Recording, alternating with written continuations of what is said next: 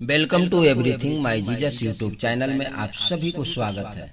मेरे मसीह भाई बहनों, आज फिर मैं प्रभु यीशु मसीह के दया से आप सबके बीच में एक नए विषय को लेकर के आया हूँ। और आज का मुख्य विषय है चिंता करने वाले बाइबल के इन 7 पवित्र वचनों को पढ़ें। जी हाँ मेरे प्रिय मसीह भाई बहनों, आज का जो पवित्र वचन है, जो परमेश्वर का वचन है, आप अगर चिंता करते हो तो आप इन वचनों को जरूर पढ़ें। आप सुबह शाम हमेशा पढ़ें और प्रार्थना करें, क्योंकि परमेश्वर पिता ने कहा है कि जब तुम ऐसा करोगे तो तुम्हारे जीवन में हर एक चिंताएं दूर होगी। हाँ मेरे प्रियो प्रभु के लोगों, जैसा कि आज हम बाइबल के वचन से हर एक चीजों को देखेंगे कि परमेश्वर ने क्या कहा है, और इस सारी बातों को परमेश्वर हम आपसे चाहते हैं कि हम आप है अपनी सारी चिंताओं को परमेश्वर पे दे दें, प्रभु को दे दें, क्योंकि यहोवा परमेश्वर पिता ने कहा है। हम जब वचन को देखते हैं मत्ती 6:25 में कहता है कि इसलिए मैं तुमसे कहता हूँ कि अपने प्राण के लिए यह इतना चिंता करना कि हम क्या खाएंगे और क्या पिएंगे,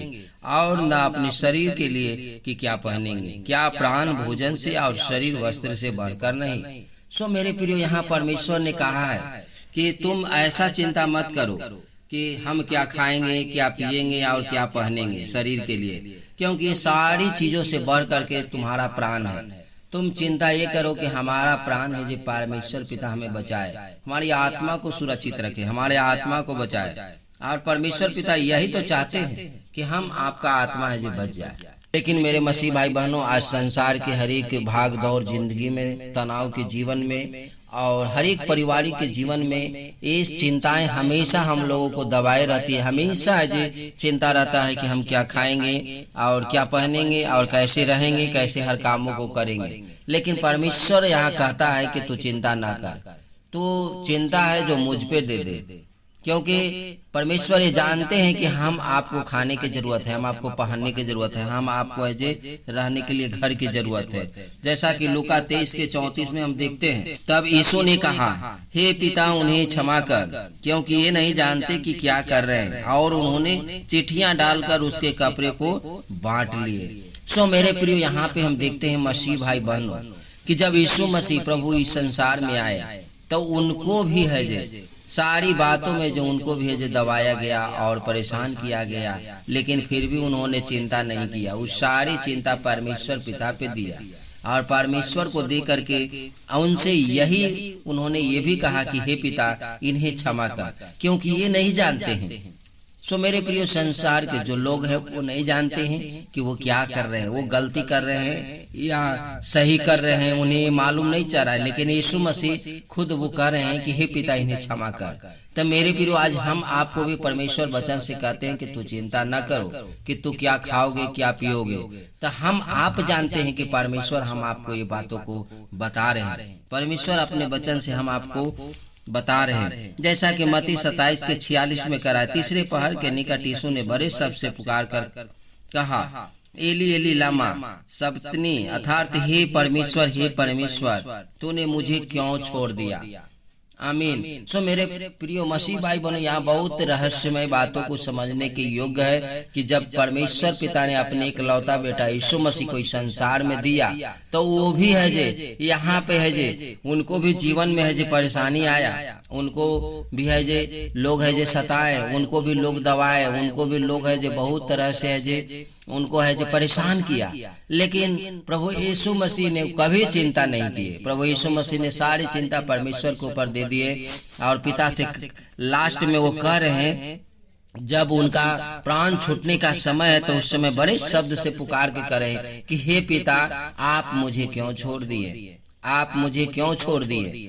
तो मेरे प्रियो, ऐसा हम आपके भी जीवन में भाग दौड़ जीवन में होता है। हम आपको भी कभी कभी ऐसा महसूस होता है कि हम बहुत परेशान में हैं, बहुत सताव में हैं, बहुत है जो हम दिक्कत में हैं। लेकिन इस वचन को लगातार पढ़ें और प्रार्थना करें कि हमारा प्रभु यीशु मसीह भी संसार में आए तो उन्होंने भी अपने प्रभु पिता परमेश्वर के प्रति वफादार रहा और हमेशा जे उनको है जे हर बातों में जो उनको से बात करते रहे, उनको कहते रहे कि पिता आप ही हैं जो सब मेरे लिए। जैसा कि मैं जब देखता हूँ लूका रचित सुसमाचार 23:46 में तो कहता है, और यीशु ने बड़े शब्द से पुकार कर कहा, हे पिता, मैं अपनी आत्मा तेरे हाथ में सौंपता हूँ, और यह कहकर प्राण छोड़ दिए। आमीन। सो मेरे प्रियो, यहाँ पे मसीह भाई बहनों देखते हैं कि यीशु मसीह ने उस सताव और उस समस्याओं से नहीं डरा। उन्होंने ये चीजों को देखा कि ये मेरे शरीर को घात कर सकते हैं, लेकिन मेरी आत्मा को घात नहीं कर सकते हैं, क्योंकि आत्मा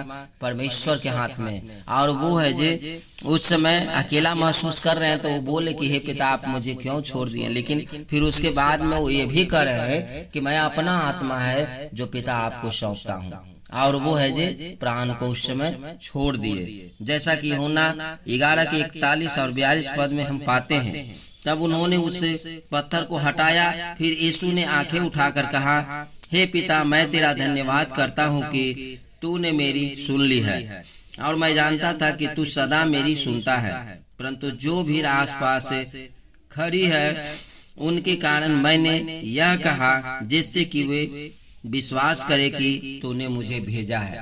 आमीन। सो मेरे मसीह भाई बहनों, उस समय के बात है जब लाजर को है जे वहां पे कब्र में रखा गया था, और यीशु मसीह वहां पे गए और उस लाजर के कब्र को जो पत्थर थे उनको हटाने के लिए उन्होंने बोला, और वो पिता को धन्यवाद कर रहे हैं कि पिता, हम जानते हैं कि पिता आप हमारी हर एक बातों को आप सुनते हैं, आप मांगने से पहले जान हमारे को देते हैं। लेकिन मैं ये बात इसलिए कर रहा हूँ ताकि यहाँ जितने भी भीड़ के लोग हैं वो विश्वास करें, प्रतीति करें कि तू मेरी बातों को सुनता है। तो मेरे मसीह भाई बहनों, जब आप इन वचनों को आप पढ़ो और इन वचनों को पढ़ करके जब आप प्रार्थना करेंगे, तो आपका जो चिंता करने वाला जो मन है, वो मन से आप है जी छुटकारा पाएंगे। क्योंकि हम आप जिस संसार में रहते हैं वो चिंता ही चिंता है, लेकिन प्रभु ने यीशु मसीह ने यहाँ पे आके देख लिया, और यहाँ पे सारे चीजों को जीवन वो अपने जी करके उन्होंने दिखाया। इसलिए हम सब का गुरु यीशु मसीह खुद बोला कि जिस प्रकार से मैंने किया हूँ उसी प्रकार से तुम भी करो,